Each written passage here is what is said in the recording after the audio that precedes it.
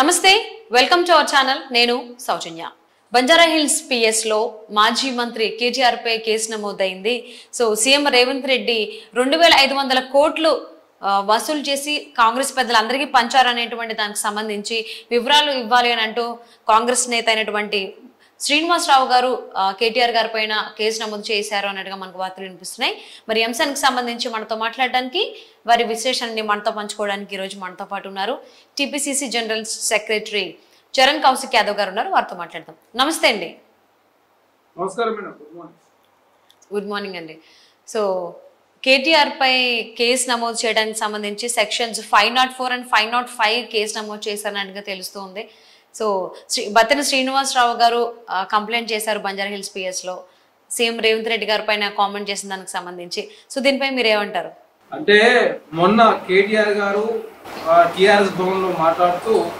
రేవంత్ రెడ్డి గారు ఏఐసిసికి అంటే ఢిల్లీకి 2500 కోట్ల రూపాయలు కప్పం కట్టి ఈ సీట్లో కూర్చుందని చెప్పేసి కేటీఆర్ గారు మాట్లాడిన మాటల మీద మా కాంగ్రెస్ పార్టీ నాయకుడు బత్తిన శ్రీనివాసరావు గారు వరంగల్లో కంప్లైంట్ చేస్తే ఆ కేసుని వరంగల్ పోలీస్ స్టేషన్ నుంచి బంజారాహిల్స్ పోలీస్ స్టేషన్ రిఫర్ చేయడంతో బంజారాహిల్స్ పోలీస్ స్టేషన్లో సెక్షన్ 504 ఐపీసీ 505 సెక్షన్ల కింద కేసు నమోదు చేయడం జరిగిందని చెప్పేసి సమాచారం వస్తూ ఉంది.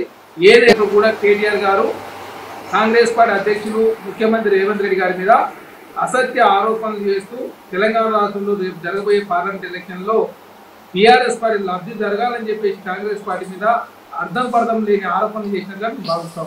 అదే కాకుండా కేటీఆర్ గారు ఎప్పుడు మాట్లాడినా కూడా ఆధారాలు లేకుండా కాంగ్రెస్ పార్టీ అధ్యక్షుల మీద అదేవిధంగా ముఖ్యమంత్రి గారి మీద ఇష్టం వచ్చిన నోటికి ఏదొస్తే అది మాట్లాడే ప్రయత్నం కేటీఆర్ గారు చేస్తూ ఉన్నారు.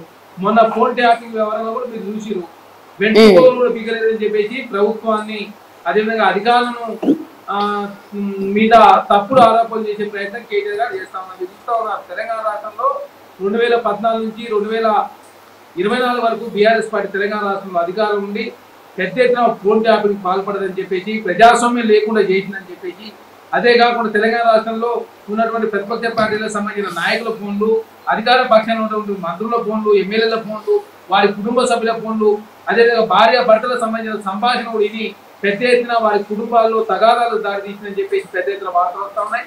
అదే కాకుండా సినిమా రంగానికి సంబంధించినటువంటి హీరోయిన్లకు సంబంధించిన ఫోన్ కూడా ట్యాపింగ్ పాల్పడరని అదేవిధంగా ఇండస్ట్రియలిస్టులకు సంబంధించిన పోలింగ్ ట్యాప్ పాల్పడరని అదేవిధంగా పెట్టుబడిదారులకు సంబంధించిన ఫోన్ ట్యాపింగ్ పాల్పడి పెద్ద ఎత్తున అవాల ద్వారా పైసలు సంపాదించారని చెప్పేసి పెద్ద ఎత్తున ఆరోపణలు రావడంతో తెలంగాణ రాష్ట్రంలో ప్రజాప్రభుత్వం కాంగ్రెస్ ప్రభుత్వం కాబట్టి విచారణ చేస్తూ ఉంటే పెద్ద ఎత్తున ప్రభాకర్ రావు గారు రాధాకిషన్ రావు గారు ప్రణీత్ రావు గారు దీని వెనుక పెద్ద ఎత్తున టీఆర్ఎస్ పార్టీలో ఉన్నటువంటి అధికారులను కూడా బయటకు వస్తూ ఉన్నారు.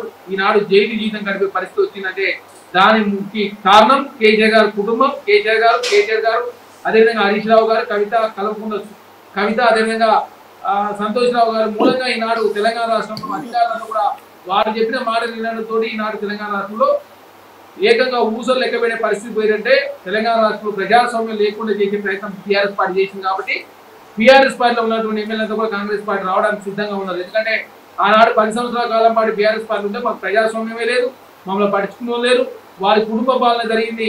ఆ కుటుంబ పాలన మూలంగా తెలంగాణ రాష్ట్రం 7 లక్షల కోట్ల రూపాయల అప్పులో పోయింది కాబట్టి తెలంగాణ రాష్ట్రంలో ప్రజాప్రభుత్వం కాంగ్రెస్ పార్టీ ఏర్పడింది. కాంగ్రెస్ పార్టీ తెలంగాణ రాష్ట్రంలో ఉండాలని ప్రజలు కోరుకుంటా ఉన్నారు కాబట్టి అట్లాంటి ప్రభుత్వాలు పూర్తి ప్రయత్నం BRS party Bharatiya Janata party కలిసి చేస్తా ఉన్నాయి కాబట్టి చాలా మంది కాంగ్రెస్ పార్టీ రావడానికి సిద్ధంగా ఉన్నారు.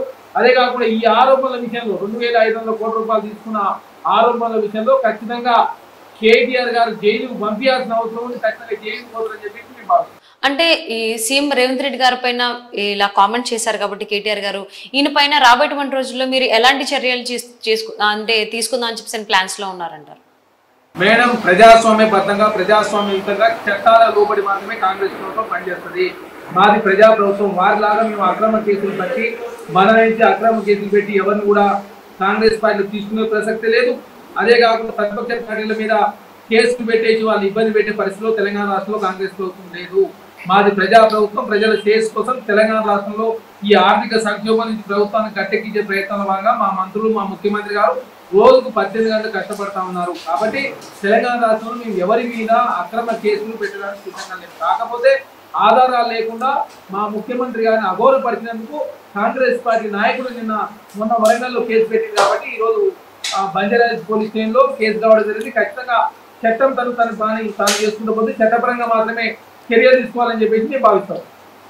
అంటే సీఎం రేవంత్ రెడ్డి గారి పైన ఇలాంటి అసత్య ఆరోపణలు చేశారు కాబట్టి కేటీఆర్ గారిని ఖచ్చితంగా అరెస్ట్ చేసేంత వరకు మీరు ఊరుకోరంటారా?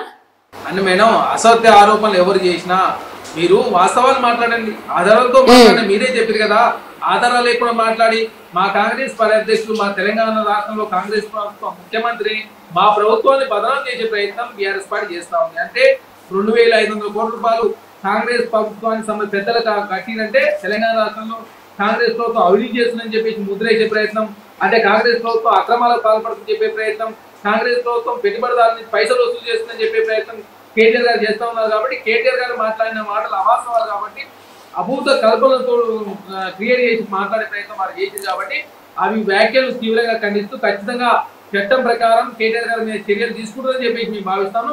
చట్టబద్ధంగా ఖచ్చితంగా కాంగ్రెస్ ప్రభుత్వం కావచ్చు, అదేవిధంగా తెలంగాణ రాష్ట్రంలో ఉన్నటువంటి పోలీసు అధికారులు ఖచ్చితంగా కేటీఆర్ గారి మీద చర్యలు తీసుకోవాలని చెప్పేసి మేము భావిస్తా ఉన్నాం. ఏదేమైనా కూడా తెలంగాణ రాష్ట్రంలో కాంగ్రెస్ ప్రభుత్వం మంచి ప్రజారంజక పాలన అందిస్తా ఉంది.